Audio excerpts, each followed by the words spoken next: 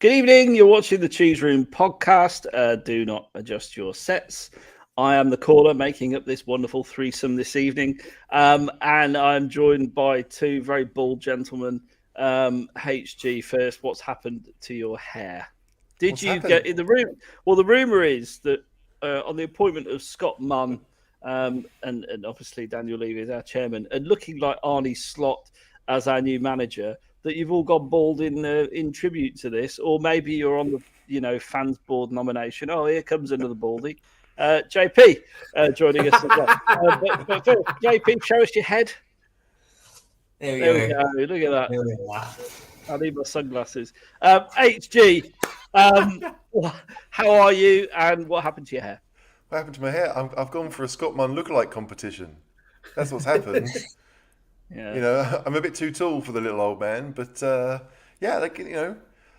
boys below will know it happens. You've got to do it at some point, and so we did it today. But yeah, it's a leave-in, and It doesn't happen to everyone. I've got a full head of hair. I'm 41 years old. I'm quite proud of that. Mate, that's not it happens to everyone. It's got to happen at some point. Haircut. There's people in this world who are struggling with real world problems up here. And here you are. Like still going, oh, look at me with my full hairline coming around nice and smooth. This is trigger warning. Well, on that note, JP, how are you? You feeling better? Fully recovered? You were a little bit dead, weren't you? I'm a little bit dead. Had a emergency trip to the hospital on a work trip up in Darwin earlier this week, which was fun. Well, no, not fun at all. But otherwise, I'm doing well now. I woke up all of 8 minutes ago. So let's see if my head is in any state to talk today. But here we go. Well, it's always a pleasure to have you on. I mean, I feel like I'm, Goldilocks with the three bald bears, but there you go. And Cam, you're just jealous, caller. We know what you're like. You are just jealous of the three of us. You always have been, and now you found a reason to actually vocalize it. It's okay. I am so jealous. It's untrue. Cam, bald and beautiful. Bald and beautiful, yeah. Yeah. Is that like BBW? No, let's not go there. Beautiful, bald, whinging, wank. No. Cam, you all right? How are you doing? Good, mate. Good. We're part of the Scott Munn lookalike fan club this morning. So, doing very well. Up at about 6:09 a.m. Ready and raring to go.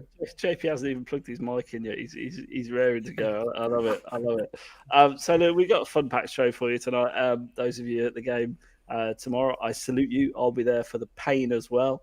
And it's going to be a good one. Brentford at home. What better way to round off a really successful season than fighting for our Europa Conference League place?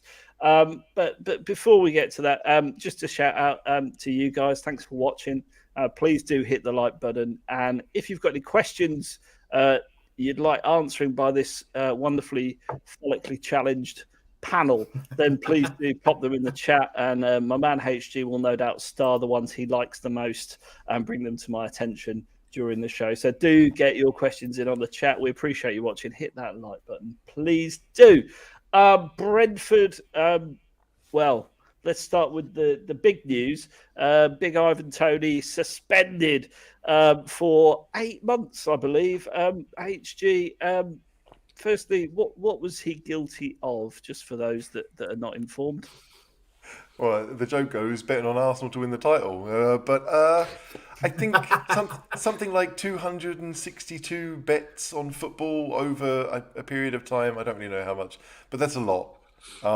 And I think, if I remember rightly, Kieran Trippier got banned because his mates put bets on, not that he did, and he got 4 months, and Tony got 8. And I don't think he's going to appeal either because he pleaded guilty to it. So I think it's pretty much done and dusted that you won't see him on a football pitch until, what was it, September? It's 8 months? No, wait. January next year is 8 months. So yeah, it's good news for Spurs, obviously. But apparently he's injured anyway, which is why it all happened this week, that he was out for the rest of the season. And so it didn't matter too much about when it started. Although getting an injury is a pretty convenient way to get your band started. Do you know what I mean? Like, Brentford are safe, they're not going to make Europe, so, let's injure him now. But anyway, it's good news for Spurs because he's clearly their best goal scorer, and we want to win the game. He's got 0.9 days he's banned for every bet he's made. It just What?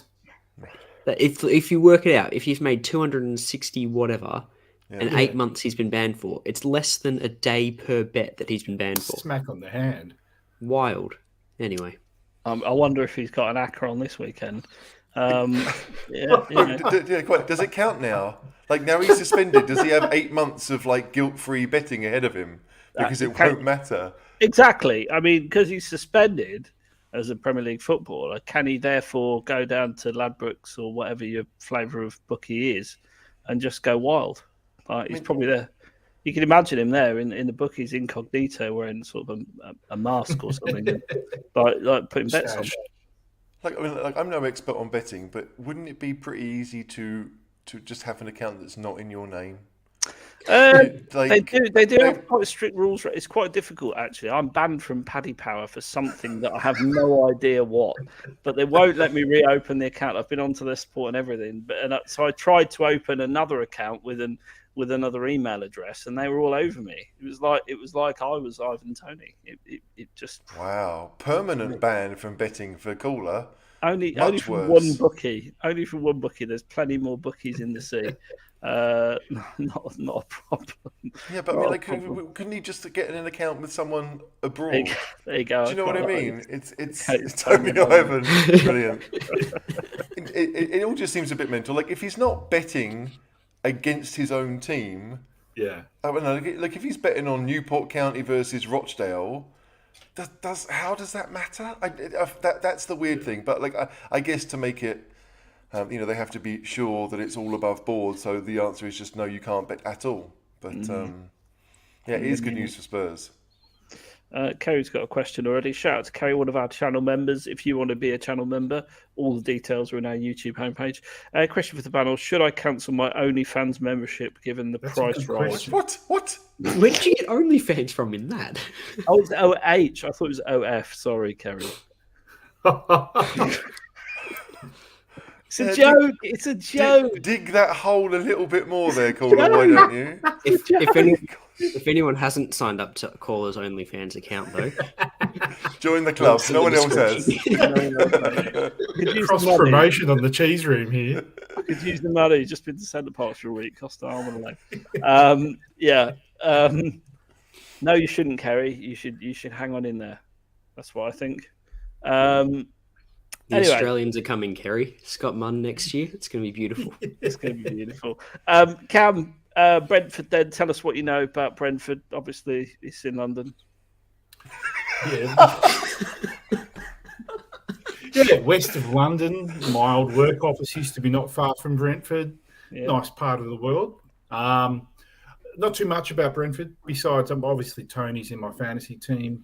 They're a well-run team. They're essentially. What? Just sorry, I love the idea of Tony being in your fantasy team. That was all. Sorry. He was in mine. I had to sub him out this week, but I mean the season's all over for me anyway. Yeah, nothing left to play for. But they're another form of Brighton, aren't they? They're punching above their weight in terms of the size of the club. They're well run. Frank's done a great job with that squad. A candidate for Spurs potentially, but. I like the way they play their football. They're like Brighton to me, who I saw in person, and they're quite small but punch above their weight.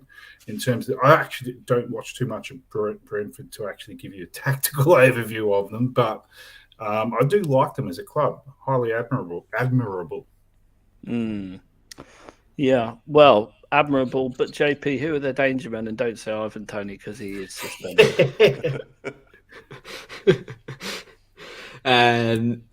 Brentford are a football club, and every football club is a danger to Spurs. So I don't think we need to go much further than that. To be honest, Thomas Frank's done an amazing job with them. He works out how to set up teams for each game. I really like him. He's not part of my top 5 to be Spurs manager, but he's one of those that if he was, you wouldn't really complain about it. I think he's a smart man. So I don't have many concerns about individual players in their team, but I'm, like every game at the moment, very worried about what's going to happen. Do you not think it's interesting that Brighton and Brentford are very similar clubs in lots of ways? They're both owned by gamblers. In fact, I think the two owners really dislike each other. But the idea of yeah, I think so. I think Brighton and Brentford's owners really don't get on at all. So instead of Trippier getting his mates to bet for him, in Brentford's case, you've got the owners getting the players to bet for them. Yeah, I don't know. It's just odd. Is that where you going with that? No. Just the idea that with Brighton, everyone has said that the club is really well run, and yet when Potter was in charge, Potter got a lot of the credit.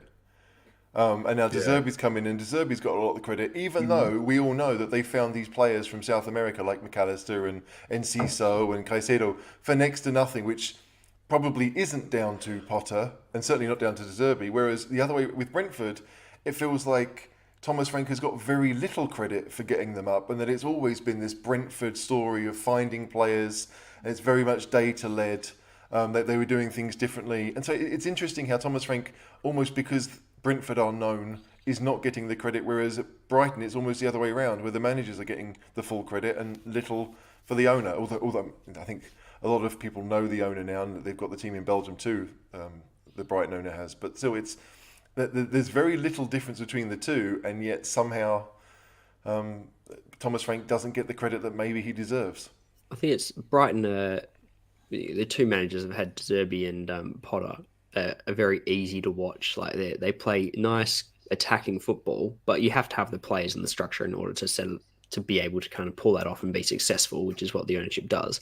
Thomas Frank can play good football, but he'll shake it up and he'll do what needs to be done. And so it goes more under the radar because it's not beautiful football every week. And I think that's the only difference between the two is Frank's just not setting out to play a certain way every week that everyone universally adores, apparently. And maybe Brighton, because they don't have the striker and Brentford do, right? So Ivan Toney gets a lot of the credit because he's scoring most of the goals, and with Brighton it's very much a team effort because they don't have that centre forward that might take all the credit. Mm-hmm. Yeah. So what you're saying is if Harry Kane leaves, then people will start putting the respect back onto Daniel Levy. Not quite sure that's going to happen. I mean, just before we get back onto Brentford, I just want to touch on that. Obviously, there's a lot of discontent. This is the summer of discontent at Spurs, and Daniel Levy is under probably more pressure than I've known him at during my time supporting Spurs from the fans, including change for Tottenham, an anonymous Twitter account that no one knows who it is. Could be having a right laugh at our expense. But anyway, they claim to speak on behalf of the fans, urging this weekend Spurs fans to not spend a penny in the club shop or the stadium. Cam, you're shaking your head. How likely do you think that is to happen? And let us know your views in the chat, please do. Highly unlikely after the experience of a month or so ago when I was there. That club shop is huge, and it was like everything was just being bought up. So, honestly, and not spending £1 in the stadium, people get thirsty. Otherwise, they'll have to go to the pubs next door. So, yeah, it's quite fanciful and ideological, but yeah, that's not going to happen. Anyone else got a view on this? It's about as likely as us getting 100 likes in the comments. Yeah. Oh yeah, more likely. Come on. Hit the like button. We're on 60 viewers already. We can prove me wrong. Prove me wrong. Yeah. Smash a like, please. Is it still cheaper in the stadium than it would be outside? Like that was the thing beforehand. Yeah, I'll be honest. It's similarly priced. It's you're not going to find a pint in London for less than like £5.50, are you? I don't know. That's the point. I don't know. You're not, unless you're in Wetherspoons, maybe. Shout out to Holly. I know you're in the chat. You love her spoons. But I think the beer is reasonably priced at the stadium, and it's competitive with what's around it, and therefore people are going to drink there, aren't they? Let's be honest. Can you go 3 hours without a pint at the football? Any of you? Watching Spurs in their current state, I think that's unwise. Yeah. You can't take drinks into the stadium, can you? No. Which is a strange and foreign concept to me over here. And really? It was, oh yeah, you like go and get. I think you get like these little carry cases. You can pick up 4, bring them back for your mates. I think you can only take in 4 at a time. You stabbies?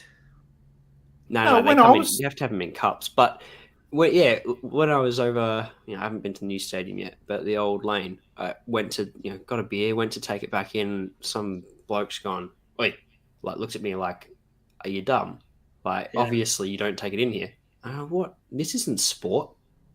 How do you watch sport without beer? Caller, when I had your seat, I thought I got a neck oil, a pint of it, and I had it nearby where they served it. So weren't you not allowed to take it to your seat? Because it was in the plastic. Obviously, it wasn't a glass pint. No, you're not allowed to take it to your seat, no. I wasn't sure because I was too hungry. I wanted to eat on the spot. So, no. Really? No, can't take. That's a British thing. You can't take you. Although you can at cricket, you can at rugby. It's just football where we have hooligans. Basically, I think that's what it's linked to cut down on that kind of thing. Although it kind of defies a bit of logic, really, to be honest, because they'd make more money. And what are you going to do? Hurl a plastic cup of beer at someone? It's not going to go. But you know exactly that's what would happen, and it may not be beer, it may not be Coke. It'll be what's produced after you've drunk a lot that gets thrown up. It's just not a wise idea. Drink piss. I'm not being funny, HG. You could do that in a Coke bottle and do it. Yeah, but you're not allowed Coke bottles in either. Yeah, you are. Yeah, without the lid on. Yeah, exactly. So how does that change anything? Well, but if you're going to, so where are you going to piss into your Coke experience? bottle? So you can just piss in a Coke bottle and lob it, can't you? Does your piss look like Coke? Is that what you're trying to say? Because really I can tell the difference. Do you really think the stewards are that sharp? They check everyone's bottle when they're going in. And I think they might know the difference between orange and black. They wouldn't be looking, mate. They wouldn't be looking. I'm assuming you're talking about the plastic ones, not the aluminium cans and stuff. I mean, that's just a challenge to get them into the can to begin with. That's my biggest concern. But anyway, I'll try it tomorrow and let you know. Any particular player you want me to hurl it over to HG? A Spurs player? Yeah. No, certainly not my beloved Brentford, my Nan's team, Brentford. Go Brentford, yay. There you go. See? Fanta lemon. Maybe drinking more water, Joe. Yeah. But no, it's weird. Like here you can do it. Here you can sit in your seat and drink a beer. There's no questions asked. But then, what do I say? People here aren't going to throw it. Although when they do, this is it. They when they celebrate, the beer goes up in the air like crazy. So it's amazing that they haven't decided to do something about it. But maybe British fans are a better shot. I don't really understand the difference. But I bet you can do it in Germany, can't you? Yeah. I can't say that Austria is Germany because that was 90 years ago. But kind of is. There are very similar rules between Austria and Germany. Yes. What about Italy and France? Can you drink there in the stadium? Does anyone know this? But it's a tangent, but it's a good tangent to have. Yeah, someone watching will have been to the Spurs game. Let us know if you can take beer in the stadium at any of these places. That'd be good. Female footy, I don't know. I've never been to a women's match at Spurs. I'd love to know, or women's match actually, but I should do. In fact, there'll be one there tomorrow. Are you staying for the game tomorrow? No, because I've got to get back to do the bedtime routine for the kids. But I wouldn't mind. I promised Daisy I'd take her to a game, so probably next season. Wow. We'll do that.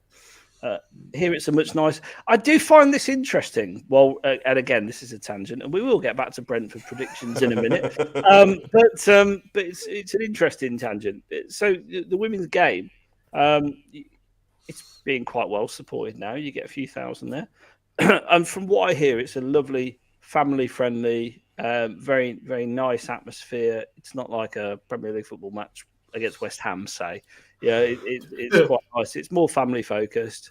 So, what's therefore the idea of keeping everyone there from the men's game to watch the women's game? Is that not going to completely piss on everyone's bonfire who normally goes for a nice family day out? Possibly, although a lot of the guys will just leave and get drunk and have no interest. I mean, they probably won't stay, many of them. I mean, I think I saw the club are selling tickets individually for the women's game as well. I don't know how that would work. Because what if 60,000 did decide to stay? Where do they go? To the away end? Like, where do was it Reading that the women are playing? Where do the Reading fans go? It's all a bit odd, but I suspect there won't be too much different. There might be the odd yobbo yelling some stuff, but it'll be, that's no different to a men's game, is it? Well, it's a bit unusual because it's also the last game of the season. So normally the players are walking around the ground. They're going to do that. Yeah, they're going to do the lap of appreciation. So, and it's normally, what do you say, ceremonial. Hat. Yeah. But it's odd because it's normally a relaxed atmosphere after the last game of the season, and the fans are interacting with the players, but they're going to have a game straight away after that. It's a bit unusual. I thought they would have the game before the men's game. Yeah, well, BT put pay to that. It'd start at 9 o'clock, and Diver won't want to get there for 6 in the to start his, all-day feast. Yeah. Breakfast. This is a good point. Sorry, what Brutes80 has said. This is true. Like in Holland, they've had a lot of problems recently, and in fact, I think it was the Ajax game at the weekend. They actually stopped it and finished it on the Monday. Oh, really? What? Because people have been throwing stuff on. I think it wasn't the cup final, but it was a big game between, I think, Ajax and Feyenoord, and one of the Ajax players got hit with a coin and was bleeding. I think Klaassen, the guy who's played Everton. And since then, they've had a lot of issues in Holland with people throwing stuff. And they came out and said, right, these are the rules. If you do it, we will stop the game. If you do it again, we will postpone the game or finish it without fans. And they've been true to their word. So perhaps Holland is more like England. It's a bit, I don't know. Like, if I was spending money on a beer, I'd want to drink it. I wouldn't want to, even if I was celebrating, I still wouldn't be like, I'm going to throw it over the lady in front of me. Why would you do that? I don't understand. Perhaps they could trial taking beer into the stadium in a safe environment, somewhere like, I don't know, the West Ham Stadium, the Olympic Stadium, maybe, because you've got no chance of reaching the pitch from there. Let's be honest, none whatsoever. Like, you trial the challenge accepted. Challenge accepted. Absolutely. Okay, let's get back to Brentford. Let's get back on track. Lovely tangent, though it is. And get you two things if you're watching. Hit the like button, stick your question for the bald panel in the chat. We'll star it and we'll get to your questions tonight. Right. So, our predicted lineup. Big news. Sessegnon's fit. No, he's not. HG, starting 11, what are you seeing? Does Bissouma start? Because he came on last week, and I think we were a little bit better with him playing. I'd start him, absolutely. Do we change formation because he's fit? Do we go 4-3-3 and say to Romero and Longley, right, you're the middle two, and we can have fullbacks with Davies and Royal? Maybe Porro misses out. Like, we've actually got a choice of formations, But I think it's interesting to see, like, the players that are actually Spurs players, whether they will get kind of preferential treatment.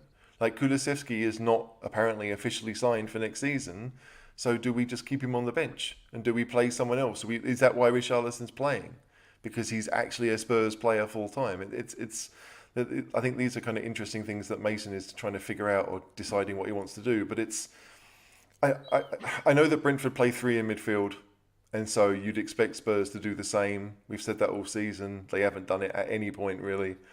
But I think it'd be nice to see a 4-3-3 or just see something different. But if your back four is Davies on the left and Royal on the right, then it's basically literally a back four, and then you hope that the other 6 can do something.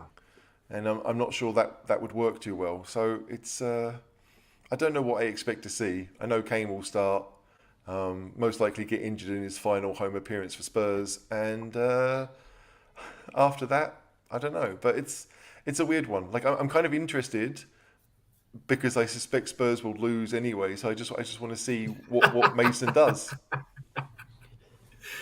It's a great point you make around playing the players who we know are going to be here next season. And with that in mind, how many more minutes than Danjuma do you think Lucas Moura will get? Yeah. Well, neither of them are staying around. I mean, because Danjuma is not official, is it? He's an option for him. No. He's an option. I'm disappointed that. I mean, I've liked what I've seen of him, to be honest. I think and I think most fans think the same. He should have been given more minutes, especially again, when the likes of the competition is Lucas for coming on, you'd want to see Danjuma. But Men's got two I can't goals see in us like taking 12. I can't see us taking the option up based on how much we've utilised him. But I'd be really happy to see him stay.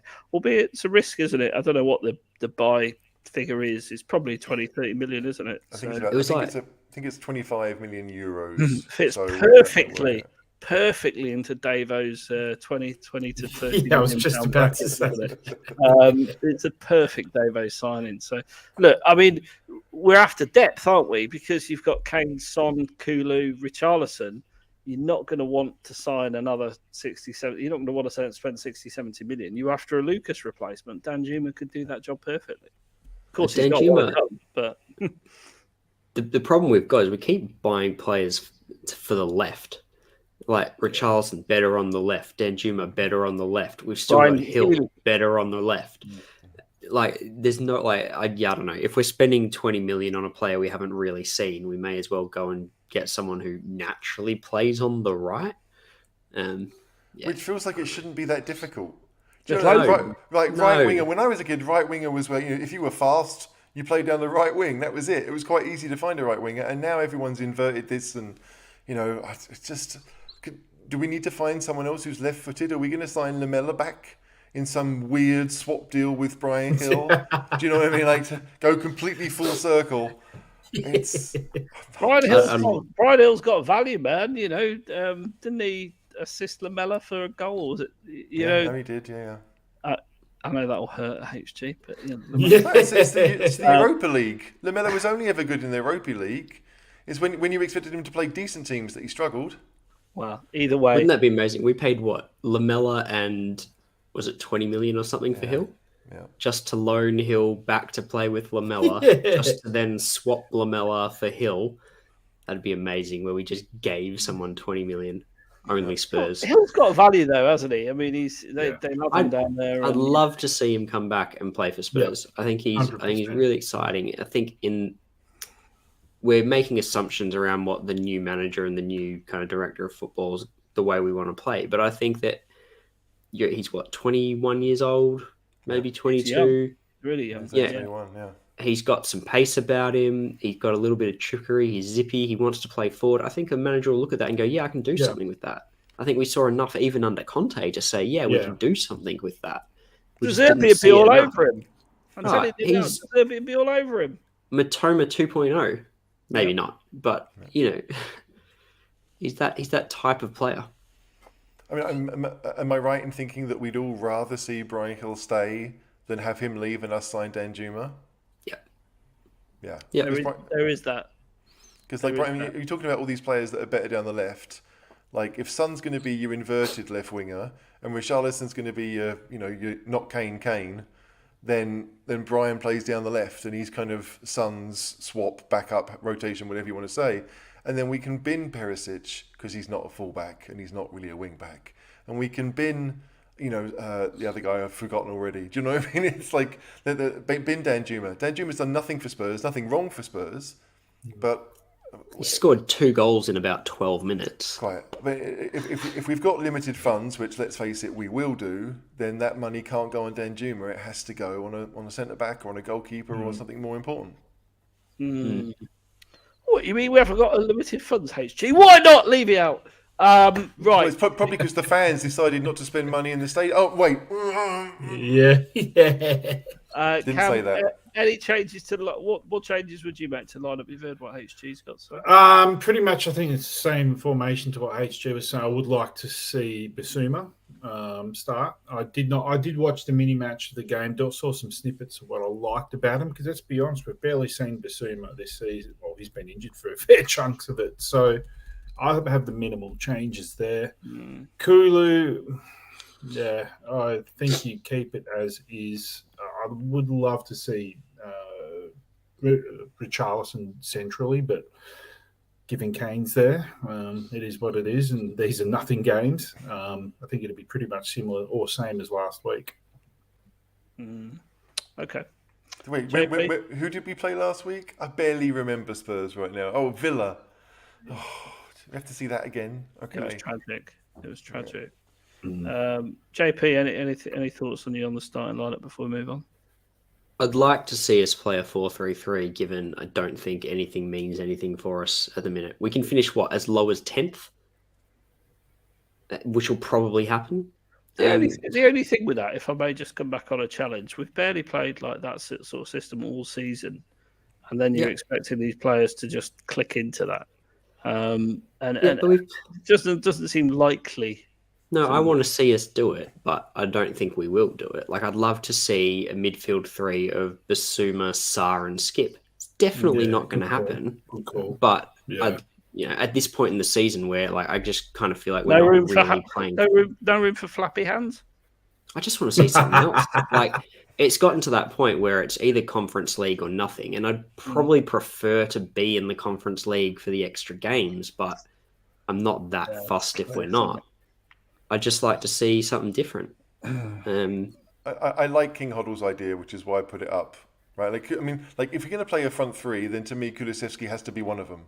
Whether it's 3-4-3 or 4-3-3, because he's the only one who actually can play down the right, really.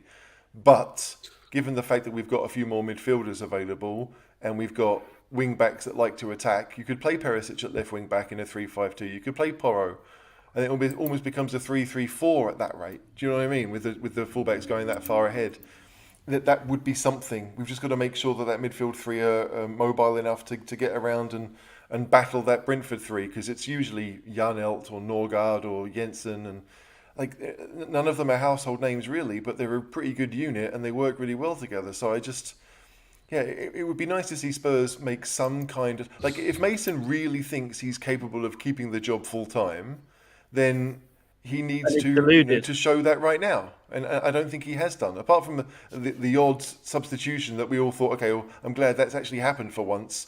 Otherwise, it's just very, nicey. It's not. There's nothing about him that makes me think, yeah, you are a Premier League manager. Sorry.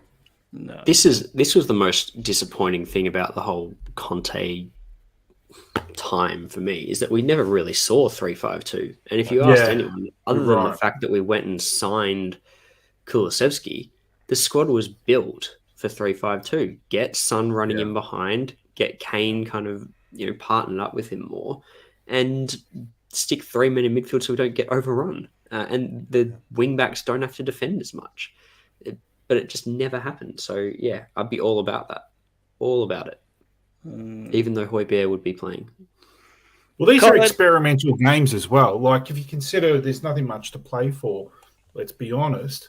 And that Leeds game, if Leeds is still in battle for relegation next Saturday, and we're experimenting. There is stuff to play for. We've got to get in the Conference League so Levy can put in his end of season message to the fans. We've qualified for Europe for the 19th season running. Surely that's what we're playing for, right? Okay, but so if we did play a three in midfield, and JP talked about Skip, Bissouma, and Sarr, right? Mm-hmm. Is that what you guys would rather have too? If you were going to have a three, would you pick those three? I'd have Bissouma, Skip, Højbjerg probably. If you're picking the best team available, you're putting Højbjerg in there. But I'd just like to see what happens if you play Skip, Sarr, and Bissouma. Yeah, I'd actually go JP's picks. I would like to see that. Okay. Right, let's go predictions then.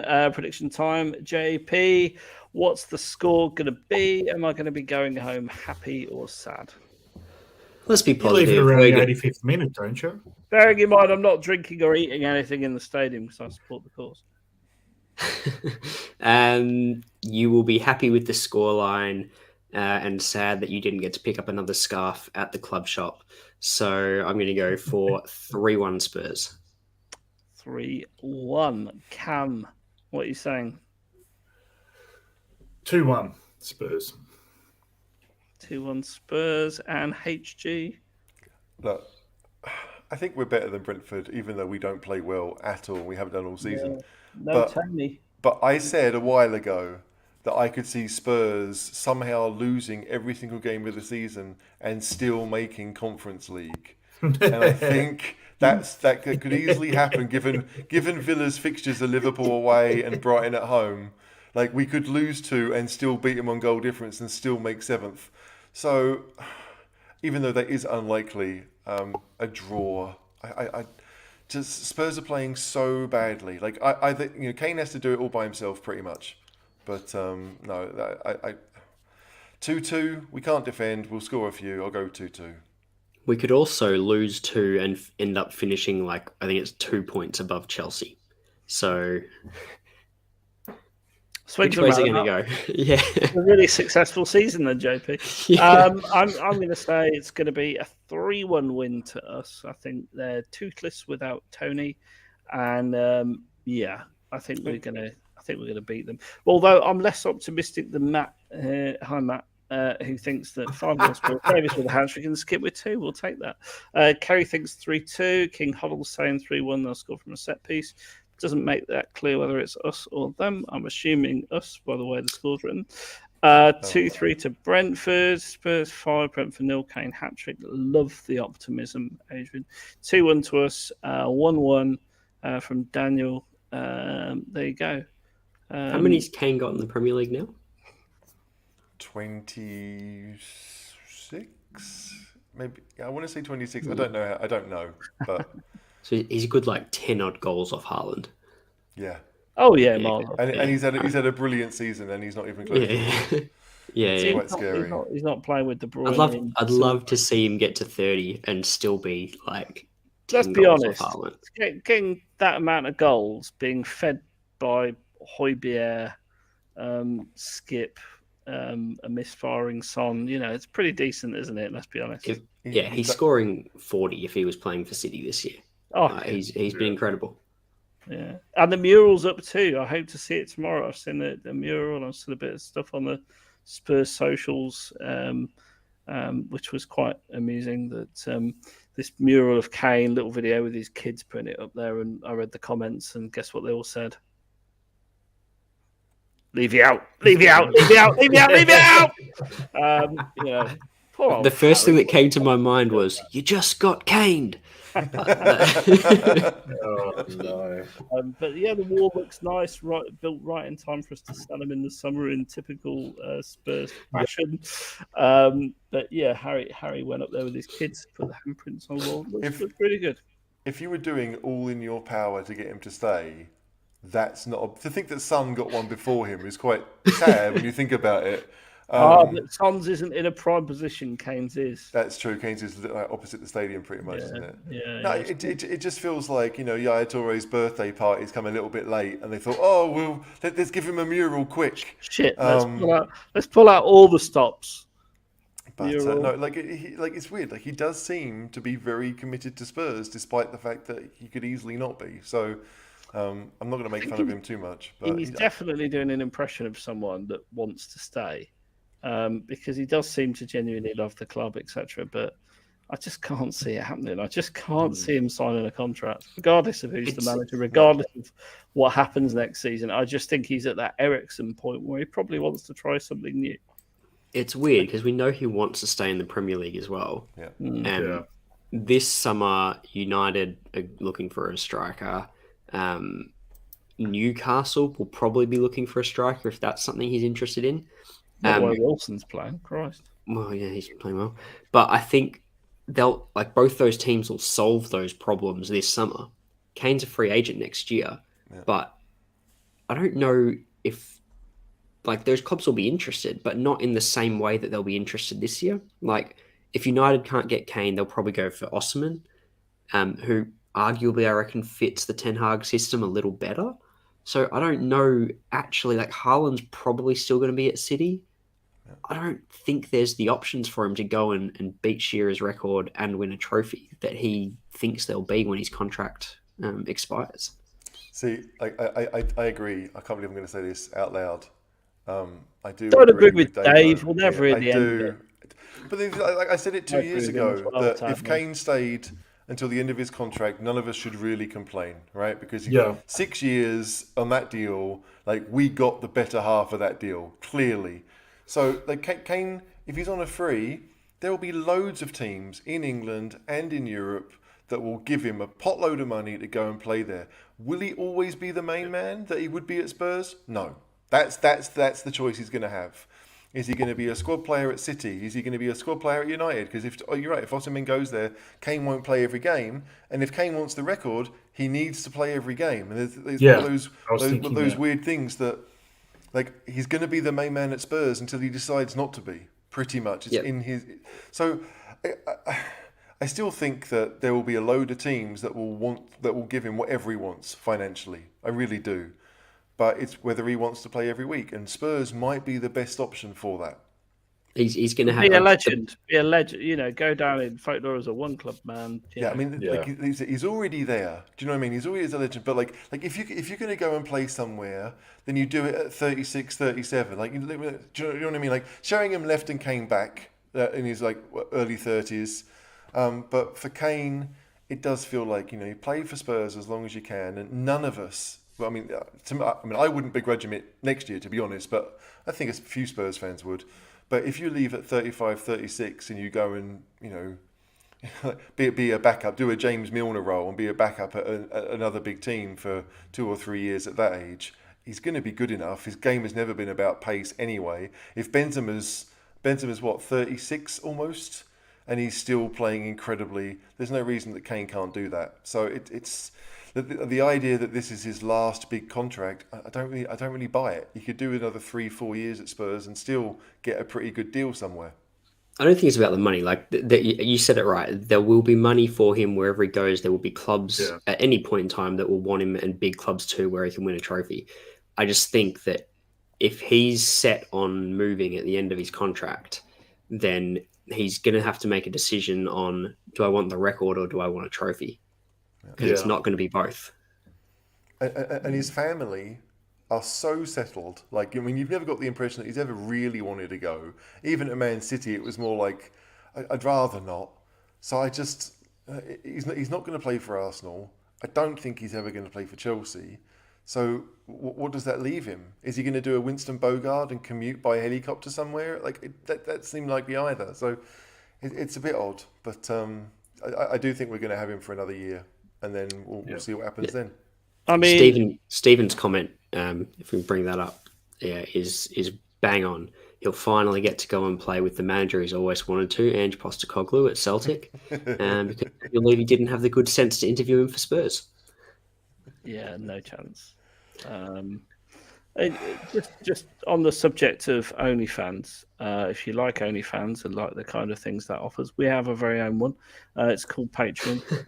So do consider joining patreon.com/newsroom podcast. For £3 a month, you get to see JP exclusive content, prizes and discounts, chat group, cheese room merch, fancy football. And obviously predict a score with Seb. There's loads of stuff. It's a great community to be part of, and JP will keep his hat on. We're starting a separate chat thread just for pictures of Ball's heads. Yeah, right. The Scott Munn lookalike group. Yeah, the Scott Munn lookalike competition. But like, I'm winning that one, boys. You're gonna need to up your game a little bit. You might have the accent, but with the glasses. True. Hang on. So let's.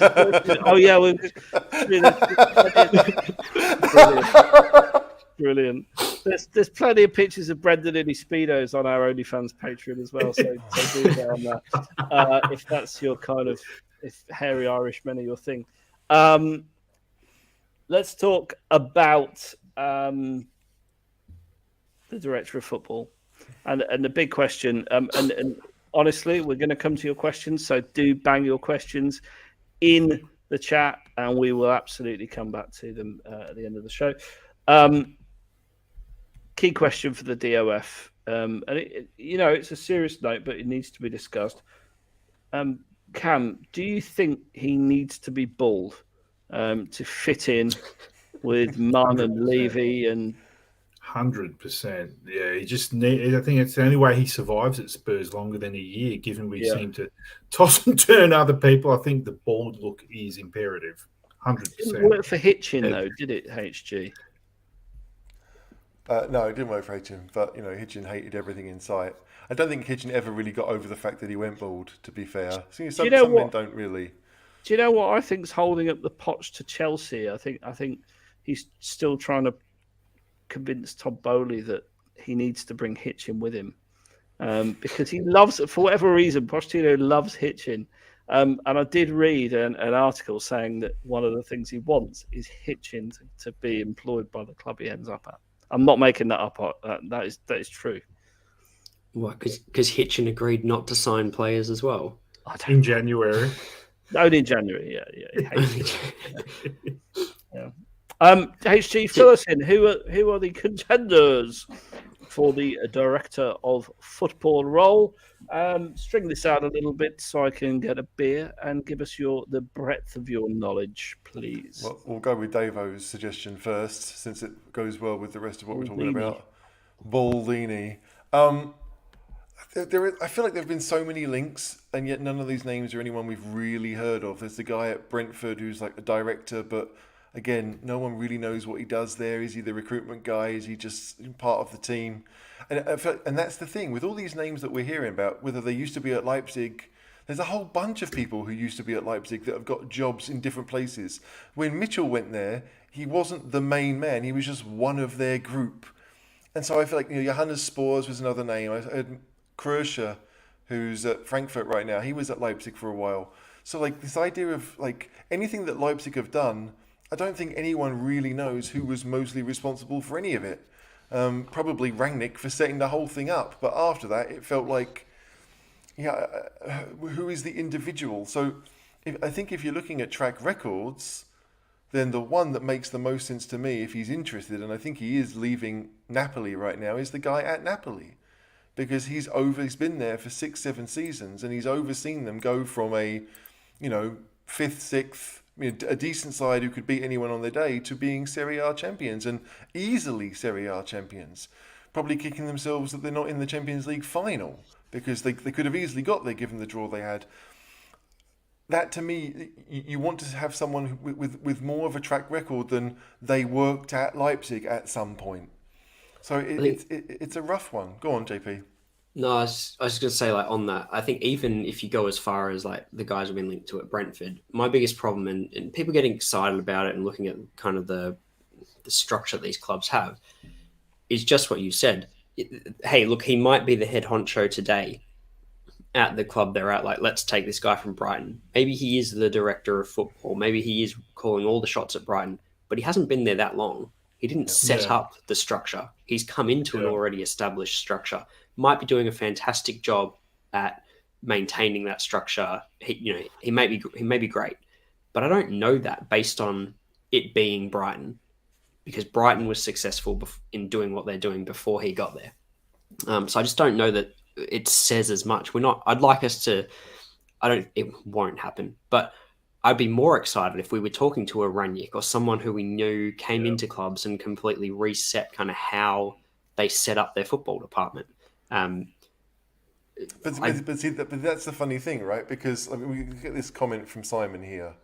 Like I said, I thought we had a director of football.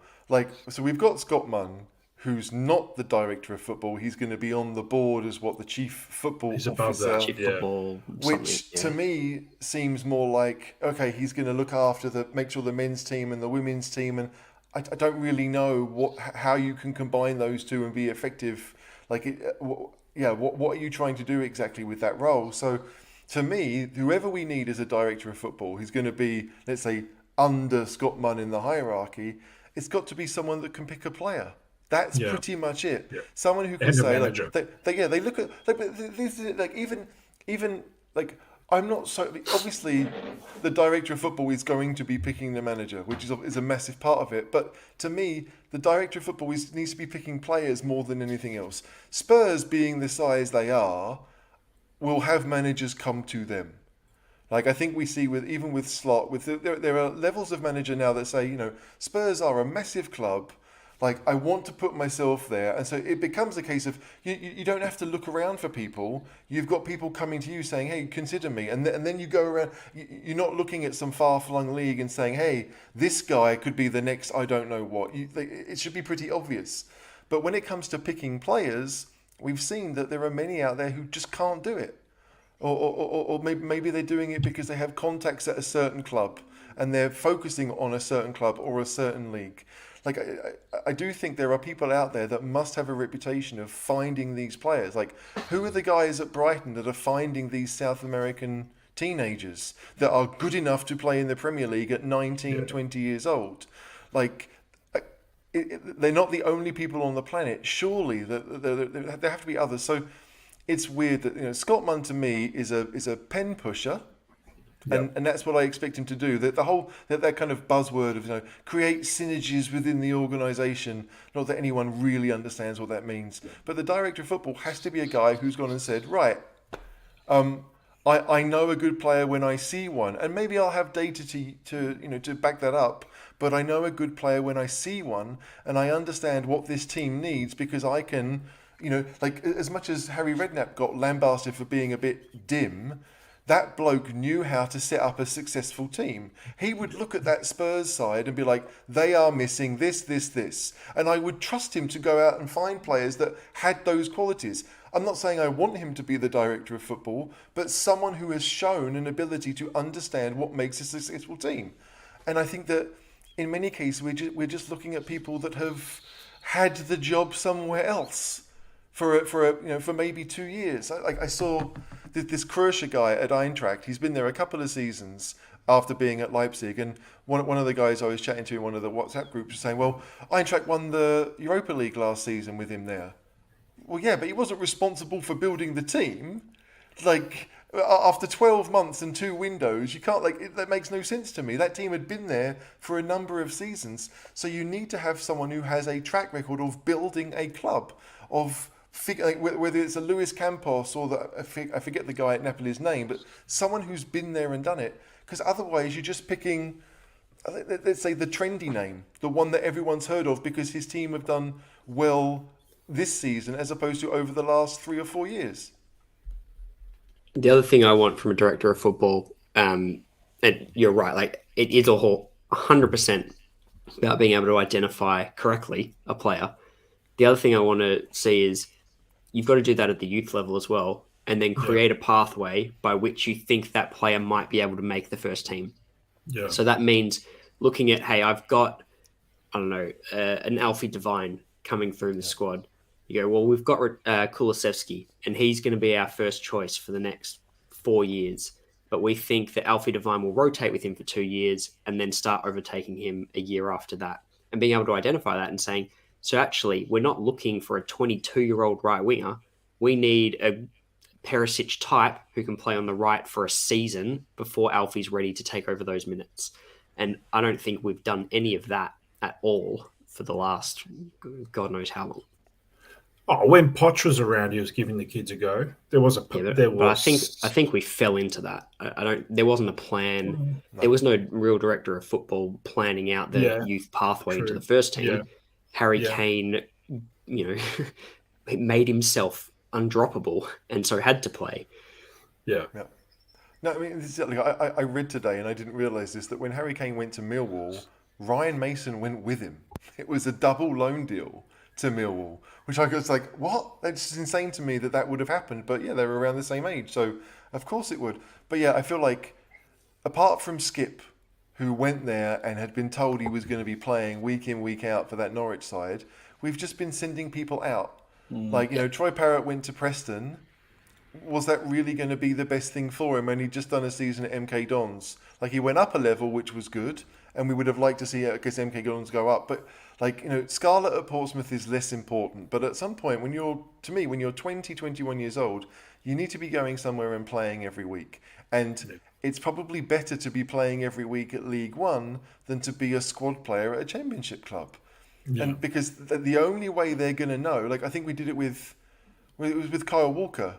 He spent half a season in the championship at one team, did really well, and so we said, right, and then he spent half a season at a Premier League team for the second half of the season. Yeah. That's the ideal situation, but that depended on Kyle Walker's actual talent as a footballer, that he was able to become that guy very quickly. A lot of our youth players seem to be, how do I put this, quite small. They're not these big, imposing physical guys. And when I watched the Luton against Sunderland game a couple of nights ago, Like, this Luton side were huge. They were physical specimens, and they ran and they hassled and they did everything that they could. And like, if we'd sent a lone player to Luton, who's, let's say, a Spurs-sized player, who are usually quite, 5'9" and under, they would have struggled. They wouldn't have got involved. And so it's about picking the right players and the right places, and it's not just, like, if a team loses their manager partway through the season like Portsmouth did, then call Scarlett back, because there's no guarantee that the new guy is going to play him. And we've seen, well, he hasn't played him. So at that point, Scarlett probably would have been more useful to Spurs at Spurs. It's just that there's very little, to me, logical thinking about what's going on. But hopefully, Scott Munn will figure that out. The director of football will figure that out. But again, like, I want my director of football focusing on signing players, and, as JP said, that having a squad that looks like it's got a long-term function. And yeah, we seem so far away from that. Well, I mean, DOF, that's a depressing conversation, it feels. Let's move it on. Let's move it on. Let's talk about management talent. So obviously, it does look like a bald candidate is the front runner. So Arnie Slot, HG, sticking with you, you've probably got the best knowledge of, maybe more concisely than the last answer. Okay, sorry. But Arnie Slot, what would he bring to us? Arne, not Arnie. Well, I want to call him Arnie, because you can terminate. Arnie Slot Maybe from the Holland, yeah. The slot machine. The slot machine. It does. Yeah. Weirdly enough, slot means lock. I don't know if anyone cares, but slot means lock in Dutch. Mr. Lock. He's done lock really well. him in, Levy. Yeah, lock him in. He's done really well in Dutch football, and it's not just at Feyenoord. Like, even when he was at RZ, he got them fighting for the title, which doesn't happen very often. I think Van Gaal won the title there once. But it doesn't, RZ are usually fighting for 5th or 6th, really. And then he went to Feyenoord, and as we all know, I think first season they got to the Conference League final, lost, finished 3rd. And then this season, partly because, Ajax have been awful since Ten Hag left, and PSV's manager is Van Nistelrooy. So they're not like, do you know what I mean? It's not the Dutch league at its finest, but the way he's got them playing, I'm more impressed with how they were in Europe than anything else. Because that, to me, is a better sign of where they were. They were pretty unlucky to lose to Roma again, second time around this season in the Europa League. And he seems like just a happy bloke. Like, you can't faze him. Even in English, it feels like any question, he'll just look at you and smile and come up with the perfect answer to kind of Tottenham will kick that out of him. But yeah, maybe. But anyway, that's my short version. Excuse me for the rant before. Is he more attacking? Go on. That was my question, Cam. But thanks for hosting. I was going to put that to JP. So yep, there we go. Oh, you're actually putting that to me now. Yeah, Okay. Yeah. I'd be lying if I said I'm an aficionado of the Dutch league and I've watched plenty of Feyenoord matches, but I've seen a few.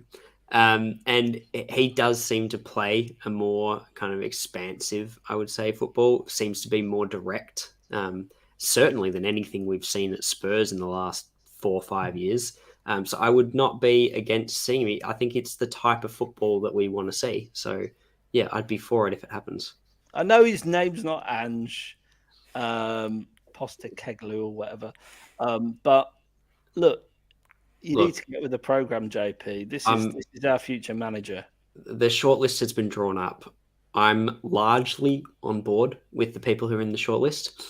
I'm not surprised Ange didn't get an interview because we're not that smart. But hey, what can you say? Cam, do you feel the same love for Ange that JP does? Because it's I say love, it's more an infatuation, really. I'm half expecting that Lucas shirt to be replaced by a Celtic one, but aren't it? Yeah, it's not far off. No comment there. No comment. Look, I have high admiration for him. He was at Melbourne Victory when I was whilst I was a Melbourne City fan and Melbourne Heart fan, and look, that was James's team in Melbourne, so his infatuation runs long with Ange. But he won Australia the 2015 Asia Cup, which is no mean feat for a country that's still developing in its football talent. Let's be honest, it's not the first sport here. So I have a high admiration for Ange and was hoping that we would be smart enough to interview him. Clearly not. So that's frustrating. I mean, to be like this is the point that always gets thrown at Ange, right? Yeah. That he's only done it in Scotland. Well, I mean that's not true for a start, but still, like Scotland right now, like you look at the record in Scotland that Rodgers had, which was pretty similar. Well, Rodgers didn't have Rangers to really battle because Rangers were making their way up to the Premier League at that point, or is it called the Premiership in Scotland still? I have no idea. But with Ange, it's more about the fact he's consistently done it. It doesn't really matter where. Like he did it in Australia and he did it in Japan and he's done it for Australia and now he's doing it in Scotland. Now, like, would it mean more if he'd done it being manager of Hearts or manager of Aberdeen? Probably, right? Because Celtic have a massive advantage in it. But it's like he went and found players from Japan that he obviously knew, and he turned Celtic into a very, very good side. And it's one of those weird things that they haven't really shown it in Europe, which is going to be against him, right? I talked to earlier about Arne Slot. His final side have done well in Europe, and Celtic haven't, which probably goes against Ange. But to me, they are basically the same thing, those two. They have shown that they are capable of building a team and being successful. And you can debate about what success is, but the fact that Postecoglou's lost one game all season, and it's basically one game in a season and a half, because last season it was towards the end they didn't lose many either. That's still, I think, quite an achievement, even at Celtic. So go on. Yeah, and even when Celtic, and I remember this earlier in the season, that they played Real Madrid, I think, in the Champions League. It was either Barcelona or Real Madrid, and the manager at Real, I think, yes, it was just overly impressed by how well Celtic had played, even though completely Real Madrid would kill them for talent. The way Celtic played and the way they set up, he was over the moon by what Ange had actually done there and how they were stacking up against the kings of European football. So there's compliments there from the top end of European football. It's not even like, I think there's probably question marks about, he's very stubborn and he will play one way, and that is a very attacking brand of football, but he will only play one way. And so I think some people wouldn't be so on board with that. For me, it's not so much about the football he plays, but how he goes about it, and what he does to kind of the culture in clubs when he comes in. And that's what I think he would be perfect at for Spurs. But we're not going down that direction, so we won't be so lucky. Because I saw on Twitter today, I forget who it was, but someone with a pretty decent Twitter following was talking about how he would rather Ange over Slot, because Slot, if Plan A isn't working, he just does Plan A a bit harder. Like there's very little like maneuver, whereas with Ange, it's not like that. If it doesn't work one way, he's still going to attack, but he'll just attack in a different way, and he'll find a way to break teams down. Now, again, like at Celtic, they might have a really good squad compared to the rest of Scotland, but that just means the rest of Scotland are defending deeply against them almost every game. And so it's easy to be attacking all the time then when you don't have to worry about it, but you've still got to be that creative force and score the goals. And clearly they've had no issue doing that, and I suspect a lot of it is down to Ange. Everyone at Celtic loves him. I feel like anyone who's had him as their manager loves him. And so it's that kind of, what are we trying to do? Like, we've seen various players in Scotland that have come to English football and maybe needed a step before they went to the biggest ones. Like Van Dijk is the perfect example. Going to Southampton before he was considered to be good enough at Liverpool. But I never thought he was amazing at Southampton. He fit exactly what Klopp wanted to do. And so maybe Spurs, like taking the punt on Postecoglou now, as opposed to waiting for him to do well. If he went to Leeds or went to Palace and did well there, well, he'd probably be almost then too old to go to Spurs. Like at some point, it does seem strange that we haven't at least considered it. And I don't believe a lot of what's said in the papers because I don't think any of them really know what's going on. but still, like there's very little smoke in that area, and no one seems to be even considering that it's possible. And I find that strange. It does have Crystal Palace written all over it, though, doesn't it? I mean, weirdly enough, I read maybe yesterday that Palace are thinking of having Hodgson for another year because they've got someone in house who they think could be You're the joking. guy. Yeah, and they think that I think it was an ex-player of theirs, McCarthy, maybe Okay, something like yeah, that. They've had him at Palace for a while, and they think if he can be Roy's assistant for a year, that would give him a good grounding before he takes over in 24. If that's what Palace want to do, then fine. But I just think that there are a number of clubs in the Premier League who should look at Ange, even if he has no interest in leaving and they've got a manager already on board. If you're in the bottom 8, and that includes Chelsea, if you're in the bottom 8, then you should be looking at someone like Postecoglou because of the continual success he's had as a manager. Well, my money's on Slot. I think that's where it's going. The slot Yeah. machine is coming to White Hart Lane. Do we think he would say yes? Sorry, I'm hosting again. No, it's fine. You crack on. It was Cam last time, actually. But it's an Australian thing. I do think that he would say yes. I think you're not going to. I mean, Spurs, we run it down. Ultimately, we're fans of the club. We're passionate. We want them to do well. But Spurs fans are very good at running their club down. This is still the 8th, 9th biggest club in the world, right, by revenue. It's a beast. And I know people take the piss. It's got the stadium. It's got the facilities. All the ingredients are there for success, apart from investment on the pitch. And even that's improved, let's be honest, over the last 5 years. We've spent a shitload of money. We've just spent it badly. We've spent it catastrophically badly. But we can't argue that the money's not been spent. It's there. It's in the financial records. You'd have to be an absolute idiot to say that no money's been spent, which there are a lot of idiots in this world. But you can see it in black and white. So, that is a fact. It's just what we spend it on. So if you assume that money is going to continue to be there, and I'm talking 100 to 150 million a window, I think that is probably sustainable. But obviously they've got to get players off the books as well. But why would you not want to come to that? You're managing in the Premier League, the biggest league in the world. It's a team that is, Big 6, Big 7 now, maybe. A European juggernaut in the scheme of European football. You're going to get a massive pay rise, let's be honest, because what we're paying flipping the last two managers, 15 million a season. And already he's on 2.5 million a season at final. So why would you not want to come to Spurs? Because Daniel Levy's a prick? Maybe. Does that really enter your reckoning when you factor in all that stuff? You should, but he's already lost all his hair anyway, so there's none left for him to lose over that. So, just go with it. I don't know. It's a weird situation. I think he would go to. Of course, he would go to Spurs. As much as Feyenoord are in the Champions League this season. I mean, I think Phil made a point in the comments that perhaps Ajax won't be as bad next year. It's a pretty good time to go. You leave a hero. Whoever comes into Feyenoord has the chance to be that Champions League guy. The team that he's got at Feyenoord are pretty. They've only just got together because he had to remake the team from last season.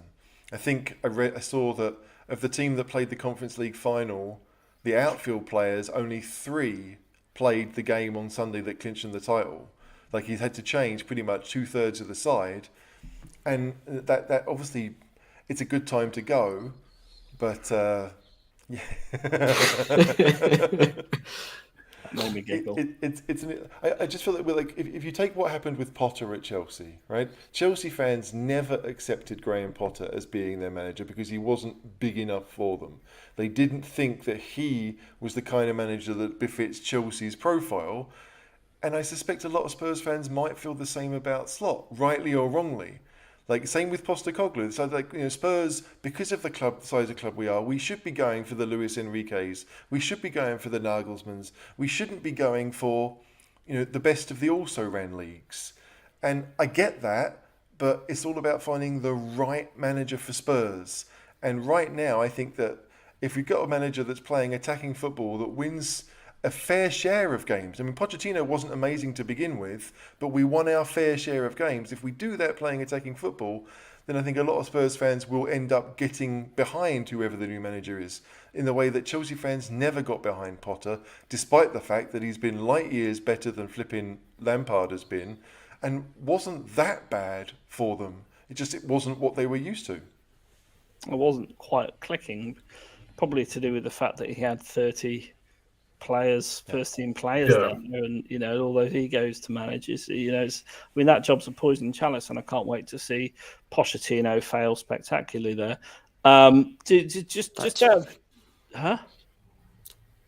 We might come back to that. He'll fail. He'll fail. Pochettino will fail there. Why will he fail? Because he's not very good. See, this is amazing to me because I'm feeling it too. But the biggest loss. I think that club is a poison chalice right now. Firstly, I think you've got an enormous amount of overhead interference. Bowley signing players that people just don't want. They're up a creek without a paddle in the transfer market because they've committed £600 million over the. And I know they're on long contracts, and you can explain it away in the books a little bit for FFP. However, you've still got to pay those fees. Like the £600 is a real £600 million, right? Yeah. Just because it's not all out in one season, it's still got to be paid for. And they've bought a load of duffers. Is my honest opinion. I think they've not researched they've not thought about what they need for the team. They've just gone, he's good, buy him. He's good, buy him. He's up and coming, buy him, and paid over the odds for a lot of those players as well because teams have just taken advantage of them. Now Pochettino walked into Spurs. He had the nucleus of a really good side and was gifted one of the best strikers in the Premier League. Well, possibly the best striker in Premier League history, right? Is he that good? We'll find out. So I think one of the most amazing things of this isn't, with Poch going to Chelsea and Spurs fans is not that we now no longer want him to come back to Spurs if he's gone to Chelsea, but that the way we spoke about the Poch era has changed overnight. Like the glitz and like the romanticism of it just went. Like all of a sudden I wasn't so in love with that team anymore. I lost a little bit of my connection to that team because Pochettino's gone to Chelsea now, and so it means a little bit less. Well, has he though, JP? Because it hasn't been announced yet. I mean, are we secretly thinking? Is he waiting until the last possible moment? You're going to do a Dan Juma on Chelsea. For Levy to pick up the phone for it to be scuppered. Is that what? I mean, what is it? Is it because he's trying to, re-sign the director of football as well? Is that the problem? I mean, what is it? I mean, why haven't they announced him? It should be done, dusted. No, I would love it if Hitchen went to. Sorry, HG. I'd love it if Hitchen went to Chelsea, and then we can see once and for all whether it was Hitchen or whether just Levy never listened to him. Well, let's be honest. He's only going to be selling players at Chelsea. They've got no room for manoeuvre, like none. They are absolutely financially screwed. Look at their last set of results. When Bowley came in, ruined.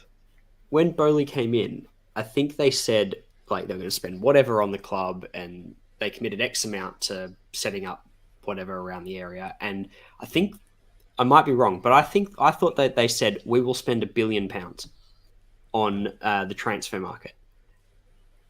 They've spunked away 60% of that already, and they're a year in. Like they're now looking at having 400 million of that left, and then what? Yeah. Like the plan seemed to be buy all the best young players, and then we'll have this thing that'll just perpetually go on for forever. But now you don't have that. If you look at their figures for last financial year, they include Champions League revenue. They've got no Champions League revenue now. Mm. That's straight away. That's a 60 to 80 million pound hit per season. Their revenue was slightly more than ours, for 450 million ballpark. Yeah. So you're looking at 380, maybe a bit more, a bit less. But they're lumbered. They are absolutely lumbered. So without this turning into a show talking about all of Chelsea's woes, I think if Pochettino goes there and does a fantastic job and turns them around, then all power and credit to him. And I don't feel anything about him going there because it's just a job. Yeah. It's just a job. And anyone naive enough as a fan to think that managers, even though he stood there and cried when White Hart Lane was being knocked down and all that bullshit, yes, he likes the club, but it is just a job. It is just a job.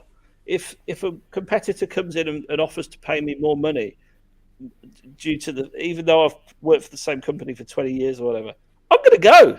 Like, cheerio, thanks very much. But, that's just life. It's a job. It's a football manager's job, yes.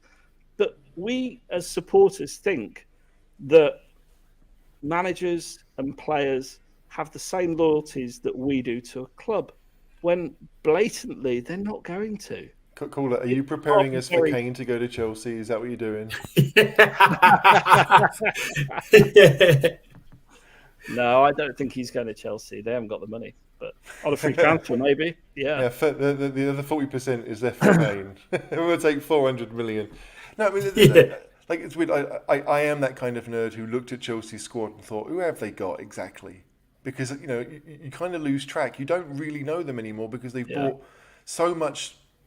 I mean, they've spent a lot of money. I don't want to say it's all dross because I feel like the young French centre-back they got from France, not Fofana, but the other one, he looked good playing for them. He looks like he would be a pretty good buy. I think Enzo has done all right. He's not 100 and whatever million they paid, but he's a pretty good player. But it's the other ones. It's the people like Mudryk who, I mean, looks like he's super fast and super tricky, but also looks pretty clueless. And it's weird to think that they spent all that money on a guy that hadn't played that much for Donetsk. No. I mean, he's not as if he'd done 2 or 3 seasons playing for them. He'd kind of come out of nowhere, and suddenly they got 85 million or something for him. Oh, they've been done. So it's I do feel like like Chelsea may not have the team that Spurs did, right? Because Spurs, when Pochettino came in, that you're right, they had 6 or 7 of that brilliant team were already at the club. But if you're looking at 6 or 7 players at Chelsea, well, there's probably a decent team there somehow, but you've got to find a way to get them to do something. And I don't think they're of the right age or profile to do what Poch did at Spurs. So he can't play that higher pressing game. He's got to do something different. And I'm not sure he has anything different. That's when he failed at Spurs, when he changed that. So anyway, but yeah, let's hope Chelsea fail next year, obviously. Miserably. I hope Pochettino is crying more tears at the new stadium next season. Tears of despair before the clueless Yank fires him. And then he then fits the cap for re-employment because he's ex-Chelsea. So, it's going to True, happen. actually, yeah. Don't you? Kane mural, anyone think that's have you seen it? Are you happy with it? Yeah, Højbjerg next. Well, that was where I'm going with this. Who would you like to see on a mural next? Is it true there's a Daniel Levy mural in the works? Maybe in the toilets of like the South Stand. Yeah, I was just about to say something similar. Aim here. To help with the aim. Some of your idols. I'd like to see a mural of Daniel Levy, like arms folded, with the leadership team behind him, all leaning over. Of course, we know this podcast is funded by you, so I apologise. I was just in jest. A Lucas mural, maybe, JP, for that one night in Amsterdam. Obviously leaving at the end of the season. Are we sad that he's going? Are you sad that he's leaving? You might have seen my pictures in the group. I showed the Lucas video to my son, who is also called Lucas. And we had tears. Was it after Lucas Moura? So that's real. Yeah. You named your son after Lucas Moura? No. My wife listens to this. Did you not think of just calling him Harry? I mean, like a successful player. He's 4 years old. So what was going on 4 years ago? You were getting jiggy on the night of Amsterdam, weren't you? That's what happened. You got carried away. No, he had been born at the time, so it was a happy coincidence. So you renamed him after Amsterdam? No, but he was born on the 27th as well, so it really came a whole circle. And There you go. yeah, No, I'm joking. It's really nice, JP. I'm not. but yeah, he was very distraught, and we had to kind of work through that for quite a while last night and explain that, sometimes people leave. Sometimes they leave. But the Lucas mural should be in the trophy room. It's the closest we've come to a trophy in the last 20 years. So Do not diss the Audi Cup. maybe rather than a mural, we get one of those like stained glass windows. It's possible. Yeah, maybe. Like that. I think that would be fitting. Right, let's do viewer questions. Let's move on to viewer questions. What have we got? What have you got for us, HG? You fire them. I'll like to answer some. It's nice to be on the receiving end of. What have we got? Let's pick something. Oh yeah, here's one. This came from Kerry earlier on. What do we think is going to happen with Jed Spence next season? Cam. Wow. Yeah. I don't know. It's contingent on the manager that comes in, and you got Porro. It's a good question. I think it could be reloaned out. No, Cam, let's imagine you are the new manager, right? Scott Munn has spoken, and you are the new manager of Spurs. What are you doing with Spence next season? I'm playing him in the European Conference games. If we get into conference, I think I'll definitely keep him at the club, and I think playing some European games, even if it is conference, is good for his development. So, don't think he's first team. Can play first team, but I'd play him in the Euro games. League Cup, things like that. Yeah, 100%. Kid's got a decent bit of size on him as well. Yeah. Does Slot play back three at all? 4. That's pretty much always the back 4. So I think for the players we've spent the last 3 years. I know exactly where you're coming from here. Look, like what's amazing is we've gone out and acquired 3 of the most exciting young wingbacks to go and play a back 4. I knew you were going to go to this.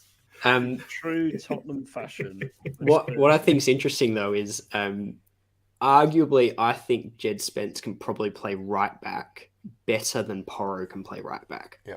So on the balance of the squad, you should probably keep him and have him as the alternative or the more attacking alternative to Royale.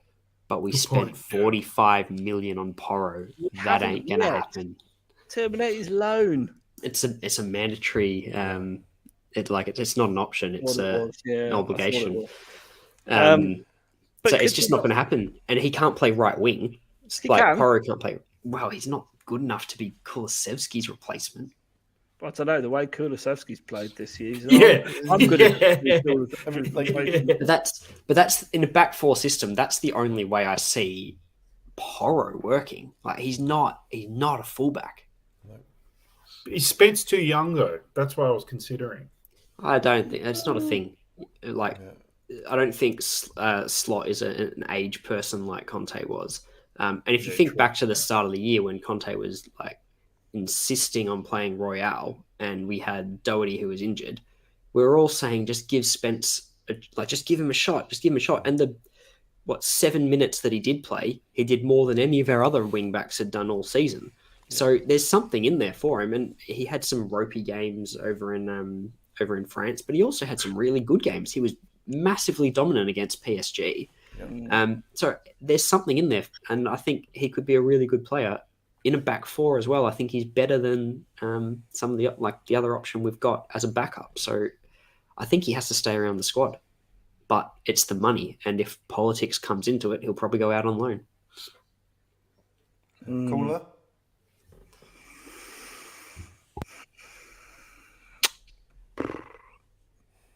I don't know where to start with it. I mean, without echoing what the other guys have said, if we're going to play a back 4, Emerson Raw's our best fullback. So, where does he fit? It's difficult. He possibly could be adapted into a fullback because he's got the physicality. He's certainly got the height. He's a tall lad. Jose would have loved him. Yeah, probably, but Jose didn't like Juan Foyth, was it? Was it Jose that got rid of Bob? Look at him tearing it up. I think he's a promising player. I think it's going to end up with him moving on at some point. I think he'll probably be loaned out next season and then moved on, because if we're playing back four, he's not what you need. Which does worry me, because we've also signed Udogie on the left, who is also a left full wing back. And we've got Perisic, who's a left wing back, and we've got Sessegnon, who's a wing back, allegedly. Perisic is gone, isn't he, at the end of the season? No, he's got a 2-year another year contract. left. That's just Does he? a Twitter myth. Yeah, I think very that with expensive 2-year How does contract. a year? He's on nearly £200,000 a week. So I think the benefit with Udogie is he's a little bit more like Spence than he is Porro and Perisic, in that I think he can play, probably not as ideally suited to it, but can play fullback. Maybe it could be coached into him by, who knows, we might actually get a coach who improves players. You never know. Stranger things have happened. Is that possible? Is that a thing? Where is that a thing? Like I read a comment earlier about how Poch improved all these players at Spurs. Well, how come they're crap now? It wasn't. He didn't improve them. He just found a system that masked their weakness. Yeah, exactly right. Danny Rose was retired at 31. But Poch improved him. Give me a rest. Poch doesn't improve anyone. He just found a system that worked for them, which is great. That's his job. I'm happy for that. But still, Dyer wouldn't be the player he was. If Poch improved Dyer, he's worse now than he was back then. Makes no sense. Makes no sense at all. But yeah, as for me and Spence, I would keep him. Spurs' squad weirdly is still more suited to a back three. Even if we need centre backs, because of all these fullbacks, we are more suited to having a back three. We can't. The idea that Spurs could let Porro go out on loan because suddenly the new manager doesn't want him. I mean, that's exactly what we did with Lo Celso and Ndombele, and it's awful, right? It's terrible planning to say that we were willing to go out and spend £45 million on someone that the manager, who wasn't committed to the club, wanted. And we all said this in January, that if he's not committed to the club, we can't go out and sign the players that he wants, because this will happen. 2 months hang later, on, HG. Hang on. He wasn't backed. That's the problem. But 2 months later, this is why would you back someone who's not committed? It's crazy. It's absolutely crazy. But again, it's a catch-22, right? Because we all wanted Conte to succeed, and we all knew that we needed better wing backs to do that. But clearly, his heart wasn't ever really in it, and it was just an excuse. There was always an excuse. So it's a weird one for Porro. If we did go 4-3-3, then perhaps be kind of a deep line David Beckham kind of cross the ball only. But he doesn't have the pace to get around people. It's very much actually is very Beckham. Find half a yard and try and deliver it.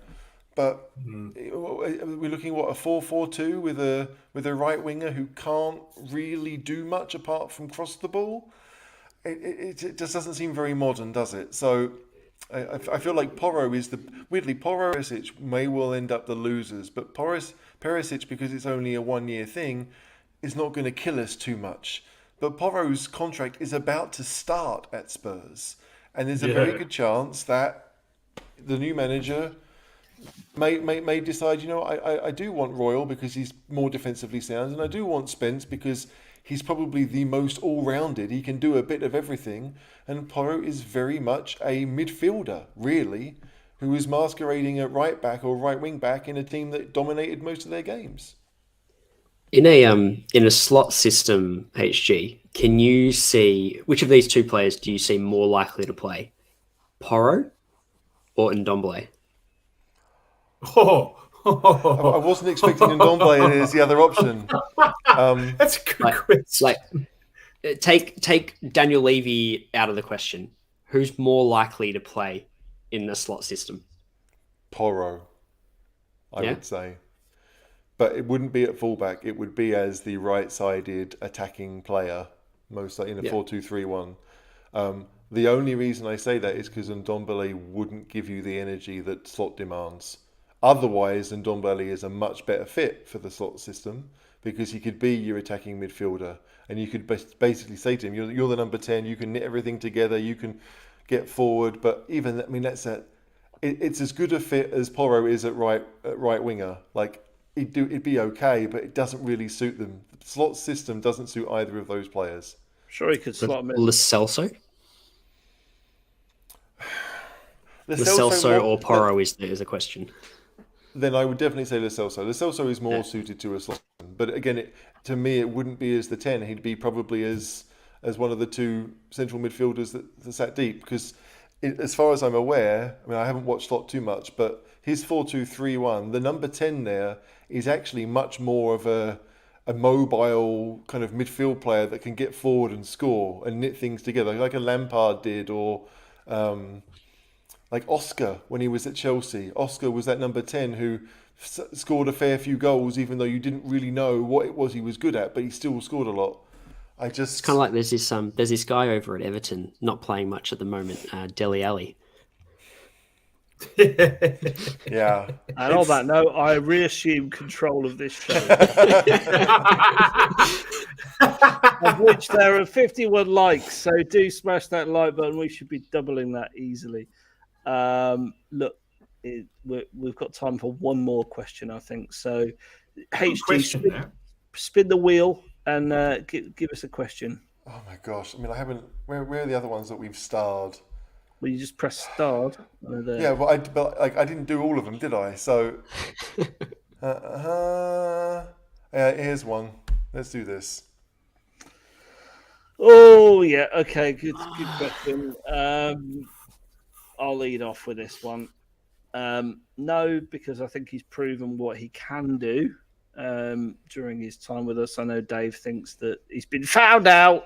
But I think in the reality of which is he's just had an injury and been out of the team a lot and not played a lot of football. I think Kulu's shown plenty of what he can do, and I think he'd be an excellent addition, permanent to the squad for a relatively cheap price. Let's not forget, last season people were talking about him being the bargain of the decade, 45 million. We've done Juve, and now fans are so fickle. They're like, no, not good enough. Get rid of him. I mean, come on. Whatever. I'm hosting now. JP, over to you. Yeah, I'm largely the same. My heart says that this has just been a bad year for him, as it's been for much of the squad, and the injury really set him back. The only thing that I'm conscious of is that Juve bought him after 6 good months at, was it Palermo or Parma or Parma? Yeah, Parma. And then Spurs loaned him, and then they didn't want him anymore. And then Spurs loaned him, and he had a good 6 months. Does he just have a good 6 months in him? That's the only concern. But I think the quality we saw in him in that 6 months is enough to say there's so much of a player in there that you would take that gamble. Agreed. Cam, what are you saying? No. It's second year blues. I think we noticed when he was injured how much the team was folding, to be honest. I think him in the lineup being refreshed in the off-season, I think adding 1 or 2 components to the first team squad and taking less of a defensive focus of opposition focus off him and hopefully having more freedom for him.